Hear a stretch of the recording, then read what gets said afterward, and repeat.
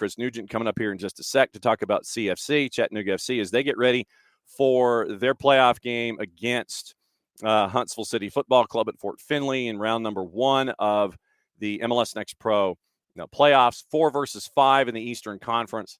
And it's going to be, look, we know that there are rivals for Atlanta United 2 in MLS Next Pro. And the answer to that is choice D, all of the above, when you're looking at this matchup of the 4 and the 5 in the Eastern Conference with Huntsville City and with Chattanooga FC. And so we're going to get the lowdown on everything going on up there in Chattanooga. They are at Seton, and Chris is working on his hair. So we're going to give him another 15 seconds or so just to make sure that everything's fine. All right, let's go to Chattanooga, find out what's going on. Let's see how caffeinated the gentleman is on a very, very busy day. We get to borrow him for about 10 minutes. How's the hair, Chris? Hair and makeup didn't show up this morning, so you've got what you've got. Hopefully you've got a filter or some AI that can help out. Yeah, and it's helping me out too. Trust me, brother. I know exactly what you're talking about. What has the week been like getting ready for Blood Feud, 4 versus 5, Chattanooga and Huntsville City? Similar to any other week. It's preparation. We always prepare for the team on the weekend. We try and get a little bit better at what we feel we're good at, and then areas we can exploit them. So, yeah, the only difference is just that the time of the day, instead of it starting on a Monday, it starts on a Tuesday, and we play on a Sunday instead of a Saturday. So very similar.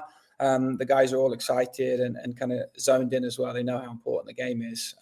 But I think one of the positives is the guys is they've been that dialed in for every game throughout the season. They've never wanted to take a game off or this doesn't mean anything. It's always tough games. So that mentality has gone through. And then obviously the other side of it went on quite a good run for the last few weeks. So that there's a positive on that also.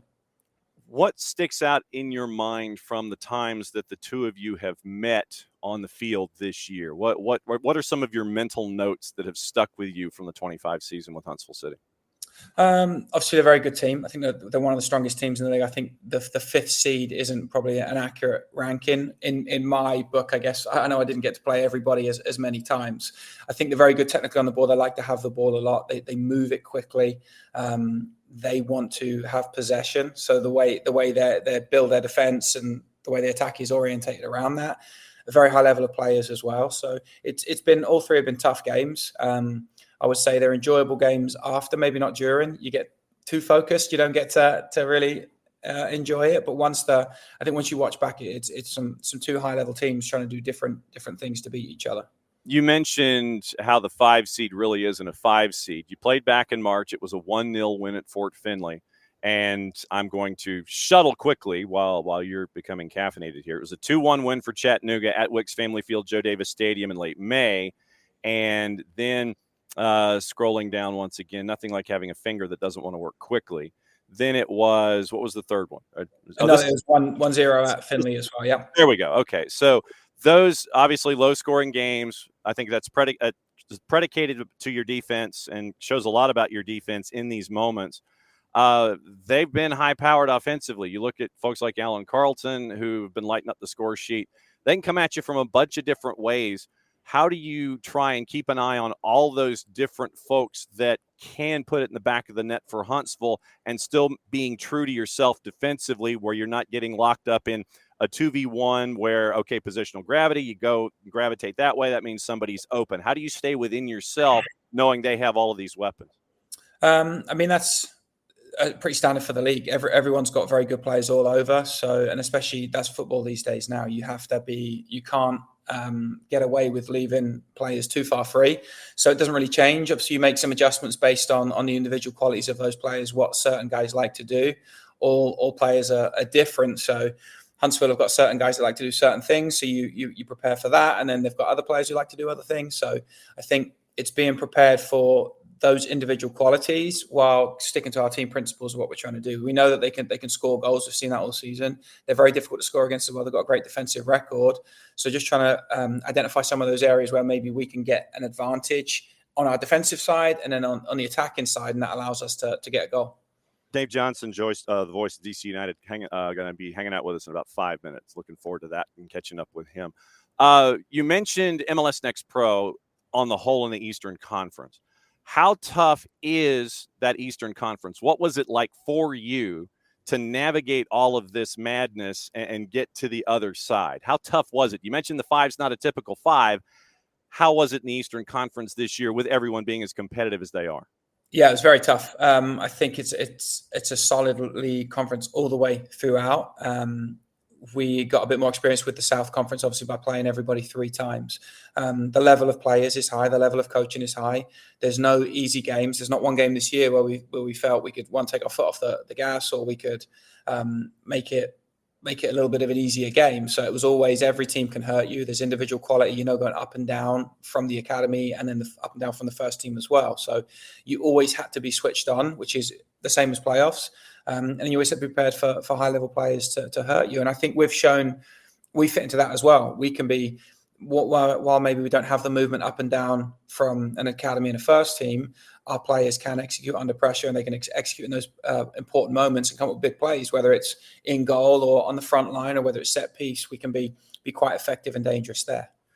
What have you learned about yourself as a coach this season, knowing that the Eastern Conference is what it is in MLS Next Pro? Because I think that you learn a lot about yourself either in situations where there's distance between you and everybody else, or when everything is all crunched together like this. What did you learn about yourself and your staff this season? I would say, I've been coaching 22 years now, so it's not like a complete surprise. I think you just continue on that steady curve of going up. I think once the season's over and I've got a little bit of time to reflect, I could probably figure out a bit more of what I've learned. I know that I have to be flexible and adaptable. I come into the season wanting to play a certain way with certain players, and things didn't work out for whatever reason. And then as games change, one of our aims here is obviously to be successful, try and make playoffs, home game, win, go as far as we can. So those behaviors of when you adjust, of how you can still stick to your principles of who you are and who we are, but then trying to implement it to help the guys succeed. So I think that's probably, I wouldn't say learned. I just got better at maybe becoming a bit more flexible and a bit more adaptable in those moments. What do you think about? And I know I think I know what your answer is going to be, but I'm going to go ahead and ask it anyway. And it's probably $1 in the jar for me for doing this.